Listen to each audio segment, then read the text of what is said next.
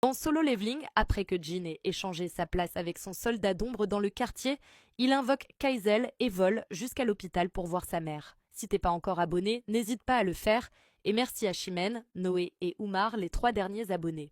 Une fois arrivé, Jin lui donne à boire l'eau sacrée de la vie. Sa couleur revient, mais elle ne se réveille pas immédiatement. Alors Jin attend à son chevet jusqu'à ce qu'elle se réveille enfin et demande combien de temps elle a dormi. Jin répond 4 ans, et sa mère demande alors des nouvelles de Gina. Il la rassure en disant qu'elle va bien. Elle le remercie d'avoir tenu sa promesse de prendre soin d'elle.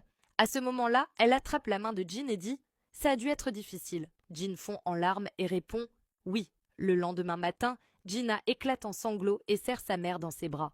Jin pense alors que tous ses efforts jusqu'à présent en valaient la peine. Cependant, il ne peut s'empêcher de se demander s'il ne s'est pas trop éloigné, un sentiment d'inquiétude l'envahissant.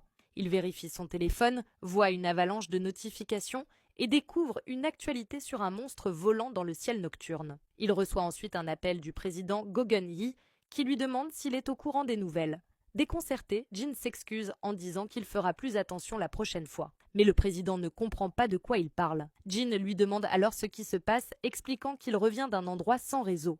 Gogun Hee répond « Il semble que tu n'aies vraiment pas entendu les nouvelles ». Il lui propose ensuite de se rencontrer et un nouvel arc commence.